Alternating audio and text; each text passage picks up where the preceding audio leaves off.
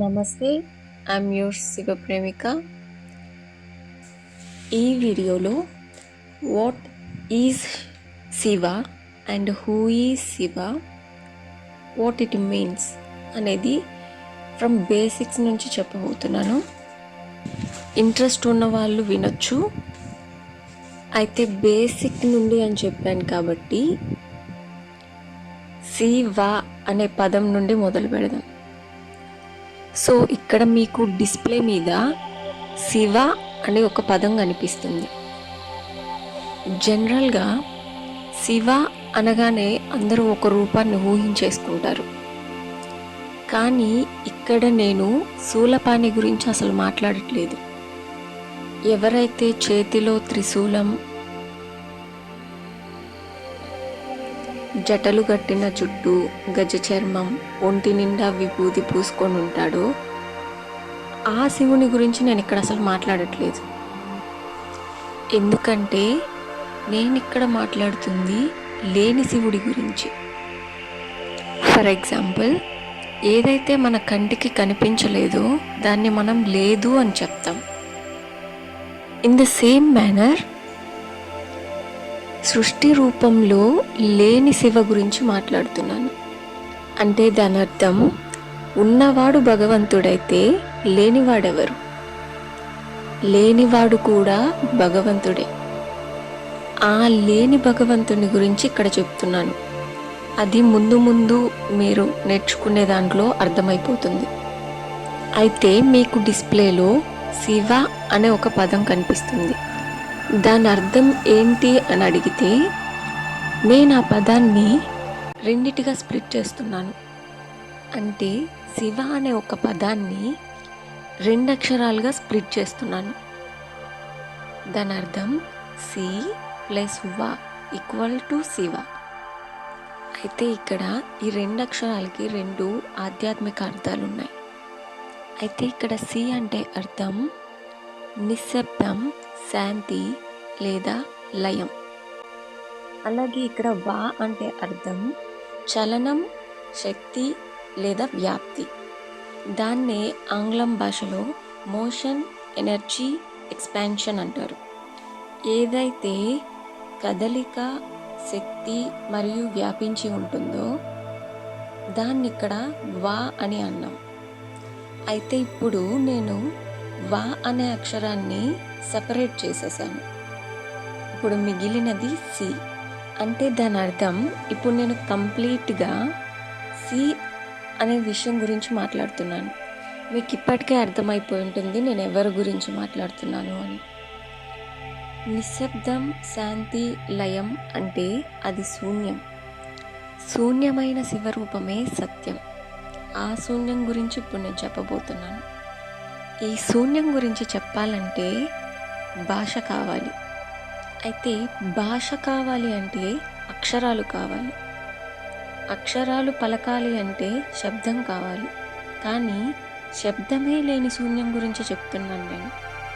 అటువంటి శూన్యంకి ఏ రంగు లేదు, రూపం లేదు, కదలిక లేదు, శబ్దము లేదు, ఏమీ లేదు. ఇక్కడ లేని శివుడు అంటే అర్థం ఖాళీగా ఉండడం అని కాదు. It is absolute consciousness. That means beyond time and space. ఇక్కడ కాలం అనేది దీనికి వర్తించదు. ఎందుకంటే కాలానికి మించినది ఈ శూన్యం. కనుమేరకు చూస్తున్నంత దూరం ఉంటుంది ఈ శూన్యం. ఎంతటి మహత్తర జ్ఞానంతో కూడా ఆ శూన్యాన్ని కొలవలేము. ఫర్ ఎగ్జాంపుల్, సంఖ్యలు చెప్పమంటే మనం 0 నుండి స్టార్ట్ చేస్తాం. అలా చెప్తూ 0, 10, 20, 50, 100, 1000, 10,000, lakh, 10 lakh, crore, 1 crore, 10 crore, billion, trillion, quadrillion, quintillion, sextillion, septillion, octillion, nonillion, decillion. ఆ తర్వాత సంఖ్యలు కూడా సాగిలపడతాయి. అలాంటి శూన్యాన్ని నువ్వు కిలోమీటర్లో కొలవాలన్నా, మైల్స్లో కొలవాలన్నా సంఖ్యలు కావాలి. కానీ ఎట్ ద ఎండ్ సంఖ్యలు కూడా మాయమైపోయాయి. అంటే ఇక్కడ శూన్యాన్ని కొలవటానికి కూడా ఒక జ్ఞానం కావాలి.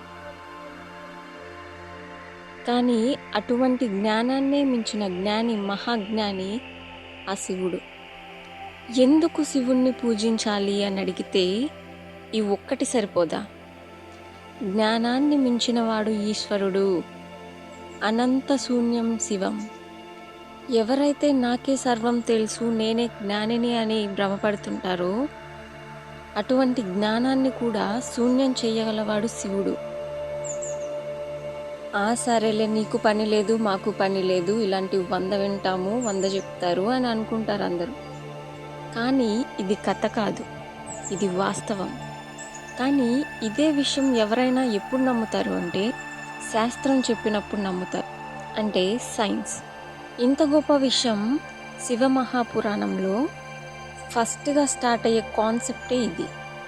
ముందుగా శివమహాపురాణం యొక్క మహత్యం చెప్తారు, దాని నెక్స్ట్ పార్టే ఇది.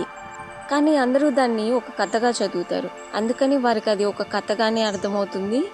అందుకే నేను చెప్పేటప్పుడు అనగనగా ఒకానొకనగా అని నేను స్టార్ట్ చేయలేదు. ఎందుకంటే అనగనగా అని చెప్తున్నామంటే అది ఒక కథ కిందకు వస్తుంది.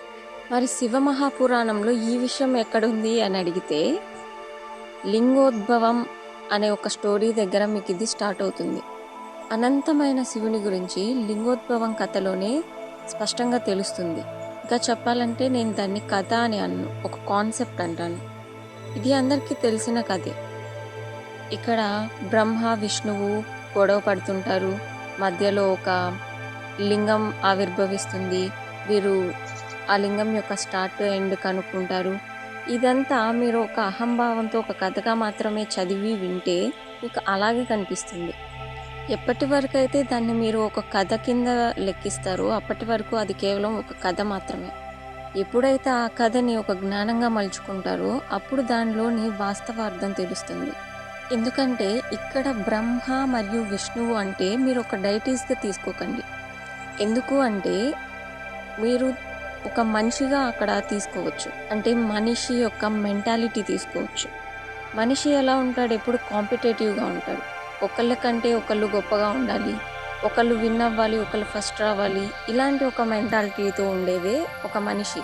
ఇక్కడ మనిషి అజ్ఞానాన్ని చూపించడానికి బ్రహ్మ విష్ణువు అని 2 వ్యక్తులుగా చిత్రీకరించి చూపించడం జరిగింది. చెప్పాను కదా, మనిషి ఎప్పుడు కాంపిటేటివ్గా ఉంటాడు. ఇంకా చెప్పాలంటే ఈ స్టోరీలో 2 అజ్ఞానాల మధ్యలో ఒక జ్ఞానం ఉద్భవించింది అని కూడా చెప్పచ్చు. చెప్తున్నాను కదా, మీరు ఒక డైటీస్గా మాత్రమే వాళ్ళని తీసుకుంటే మీరు ఎలాంటి నాలెడ్జ్ని గ్రాస్ప్ చేసుకోలేరంతే. అంటే అర్థం, మనిషి తాను ఎంత గొప్పవాడు అని చెప్పుకున్నా సరే ఈశ్వరుడు అన్నింటికంటే గొప్ప అని నిరూపిస్తూ ఉంటాడు. సో ఇంతకుముందు శూన్యం యొక్క కొలమానం గురించి నేను చెప్పిందే ఇక్కడ కాన్సెప్ట్ కూడా. ఎందుకంటే ఈ కాన్సెప్ట్లో బ్రహ్మ పైకి, విష్ణువు కిందకి, లింగం యొక్క పైకి కిందకి స్టార్ట్ ఎండ్ కనుక్కోవడానికి వెళ్తారు. అయితే చివరిగా వచ్చిన కన్క్లూజన్ ఏంటంటే ఆ లింగానికి స్టార్టింగ్ ఎండింగ్ అనేది లేదు, ఇది అనంతమైన శివం అని వాళ్ళు చెప్పడం జరుగుతుంది. ఎంత దూరం వెళ్ళినా కూడా అది వస్తూనే ఉంటుంది. ఎగ్జాక్ట్లీ అదే కాన్సెప్టు ఇంతకుముందు నేను చెప్పిన శూన్యంలో కూడా అప్లికబుల్ అవుతుంది.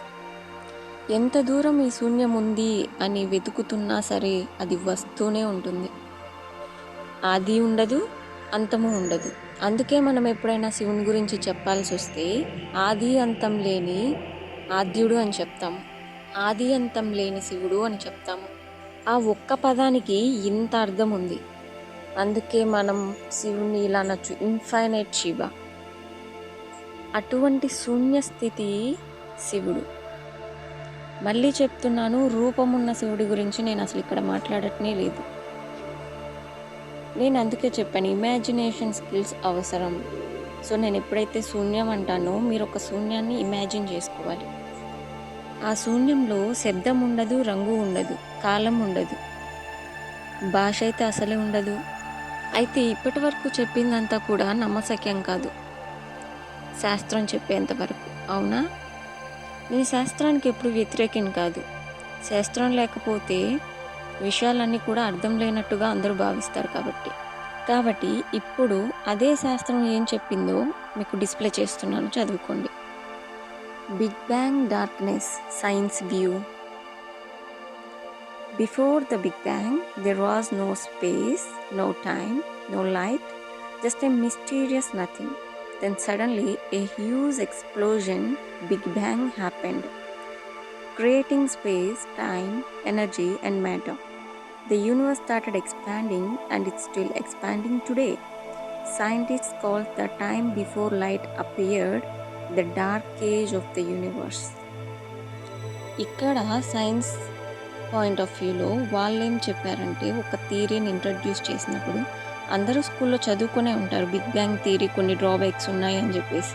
అయితే ఇందులో వాళ్ళు ఏం చెప్తున్నారంటే, బిగ్ బ్యాంగ్ జరగకముందు అంతరిక్షం కానీ, సమయం కానీ, వెలుగు కానీ, శబ్దం కానీ ఏమీ లేవు, నథింగ్ అని చెప్పారు.